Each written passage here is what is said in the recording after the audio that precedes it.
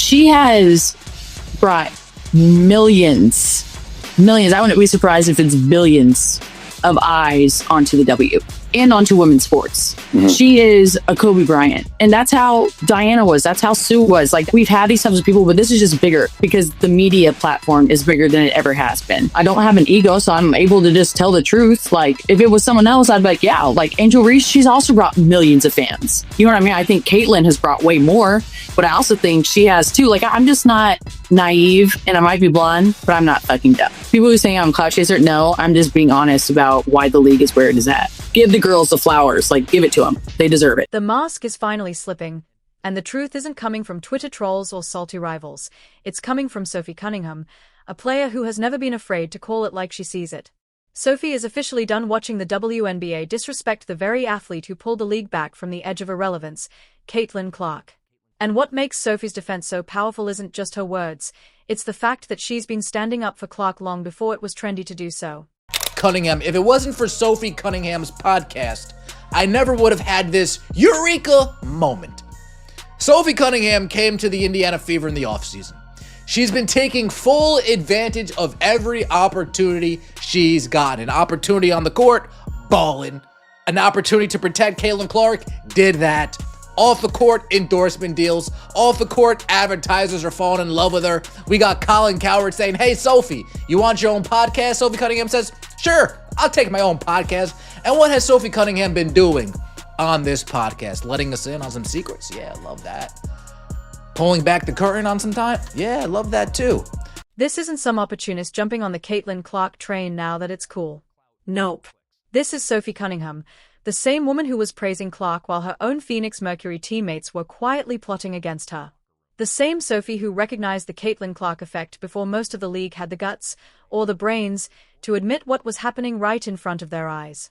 Why does everybody hate Caitlin Clark? And do you hate Caitlin Clark? Come on, talk dude. to me. Absolutely not. I think that she's a gem. I didn't know her, but All-Star Weekend, we kind of bantered back and forth a little bit. And she's lovely. She has a lot of pressure on her shoulders. And I think a lot of people always have a lot to say with people they don't even know or shoes they've never been in. And for me, I think she's handling the pressure very well. She's doing a lot of great things for women's basketball. And I'm a fan. Like, I would love. If you're enjoying this breakdown, don't forget to subscribe. While certain WNBA players ranked Caitlin as just the 9th best point guard in the league, Sophie was already calling her a rare gem and saying she wanted to share the court with her. And that wasn't after Clark had proven herself beyond question, or after TV ratings and ticket sales had skyrocketed. This was back when Clark was still getting targeted by veterans who couldn't handle the spotlight she brought to their struggling league, before her sophomore year even began. Ultimately, when you see all this vitriol of people who cannot stand her, it's like, okay, well, what has she done wrong? Yeah. She's a great basketball player, so you might not think it's fair that she's the face of the league, and that's understandable, because there have been fantastic players in the WNBA for a long time. But Caitlin didn't disparage them. She just came in and kind of changed the game with her style. So I think it's one of those things where you have to say, okay, maybe I don't think it's fair based on the previous women who have been in this league, but it's not Caitlin's fault. All she's done is elevate the game for all of us. And I think instead of being pissed off about that, you should be appreciative of that and say, maybe it's not fair, but it's not your fault. And I get other players, like they've worked hard and they've worked to build this league up over their time, and all of a sudden this young player comes in and now all the attention is on her. And the receipts back Sophie up. When players cast all-star ballots and shoved Clark down the list, despite her leading fan voting with over 1.2 million votes, the message was crystal clear: jealousy. Even Dick Vitale called it what it was: pure jealousy. Sophie Cunningham had been pointing out that same ugly truth long before it became undeniable to everyone else. But time and time again, Sophie Cunningham has repeatedly been calling out the officiating. And what's one thing the WNBA holds over these players' heads? Ooh, I'm going to fine you. Ooh, if you call out the officiating, I'm going to fine you. The players say, no, I can't afford that. So they keep it all hush-hush. But Sophie Cunningham, she's sitting on a pile of money. So when Kathy Engelbert hears her say something about the referees, Kathy says, here's a fine. And Sophie says, okay, here's payment. Here's what separates Sophie from most of the league. She actually understands the business side. She knows that when Clark's games draw 2.7 million viewers, the biggest WNBA audience in 25 years, you don't tear that down. You don't smother it out of spite. You protect it. You build around it. Because this isn't just about basketball anymore, it's about the survival and growth of women's pro sports. So the Fever saw it coming. They went and got Sophie Cunningham, 6-year-old black belt. This is what the Bulls did with Charles Oakley to protect Michael Jordan. And I said this last year several times. The WNBA is not a vertical league. Their players can't jump over each other to score like the NBA. It's a horizontal chippy league. And you didn't watch the NBA for the last 10 to 12 years. It has always been physical and always been chippy. You get into a lot of collisions because there's no Ja Morant here. There's no Ant Edwards. They don't jump over. It's a horizontal physical league. And Caitlin Clark now is like kerosene to the physicality flame. So you have physicality in this league, and now you get this flashy player, and they don't know how to officiate her, they don't know how to defend her. When Sophie joined the Indiana Fever in 2025, she wasted no time making her stance clear. She told reporters, "She's changed our game in the best possible way. Anything Caitlin needs from me, I'll be here."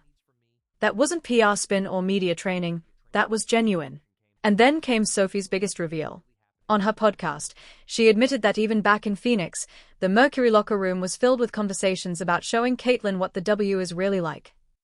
That wasn't competitive fire.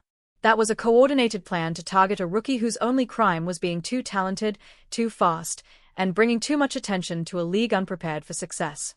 I mean, she has changed our game in the best possible way in every way. And so just to be alongside of her and maybe relieve the pressure, being able to shoot and spread the court for her to go do her thing. She's still young, and I think that I've been taken under, Diana took me under her wing, and I've learned a lot from her, and now I hope to kind of do the same for Caitlin if she wants it. I just think the relationship piece is huge, and when you're trying to do something great, it takes everybody, and so I want her to go do her thing, and anything she needs from me, I'm going to be here. But again, I think that just the competitor that I am, I'm fierce, I'm sassy, I stick up for my teammates, I stick up for myself. But here's where Sophie shows her integrity. She could have stayed quiet. She could have blended in with the crowd and let jealousy take over. Instead, she spoke out, even when it made her ex-teammates uncomfortable. Sophie admitted, "Every rookie gets some of it. But for her, it's just more. Now that I'm on her team, I'm like, what are people doing? It's too much." That's not rookie hazing anymore. That's a league-wide obsession with cutting her down. I know the talks that Phoenix had in the locker room of no, we're going to show her what the W really is. You know what I mean? And I get it to a certain extent. And every rookie coming into the league, that's how you're going to treat them. But there's just more for her. So it's her second year. And now being on her team and seeing it, I'm what are people doing?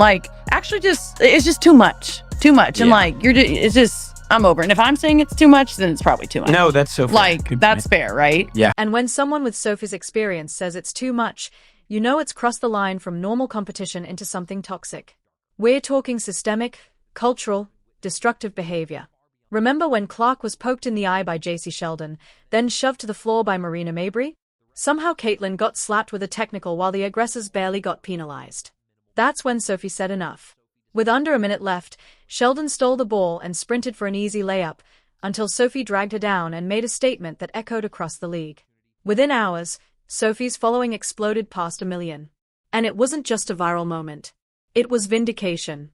Fans had been begging for someone, anyone, to protect Clark when the league wouldn't. Sophie stepped up. And the world noticed. It just feels like people are jealous of this new little wave of... They are, but I just hate that because this is what we've always wanted as a league. So who cares who gets the credit? And if you're smart, you're making money off of them. Yeah. You were literally making money from the viewership. And what she made the chirp was about how she didn't help plan the fucking Who cares? shirts. Who cares? You know what I mean? I just hate when people do stuff to get, it's clickbait. Yeah. And there's so much clickbait, especially surrounding Caitlin. And so it's just be nice. Why can't people just be nice? Yeah. That's what I don't. Coming from the girl who I was just saying we just talked for 2 hours down. about how you fucking beat someone up. Just be nice. It's not that hard. The ripple effects are massive. Caitlin Clark has transformed ticket sales, ratings, and revenue like no one else in WNBA history. Fever games average over 1.1 million viewers, triple what other WNBA games draw. Teams move their matchups to bigger arenas just to fit her crowds. Any sane league would protect that investment. But instead of shielding her, the WNBA has allowed Clark to become a target. Instead of building their brand around her, they've allowed a culture of resentment to fester. On her podcast, Sophie didn't hold back. It pisses me off when people say she's not the face of the league. That's dumb. I'm not discrediting others. We've got a lot of badasses. But don't act like we'd be here without her. We wouldn't. That's not trash talk. That's facts. And Sophie is one of the few willing to say it out loud. The impact that Caitlyn has, that's where players would be wise to kind of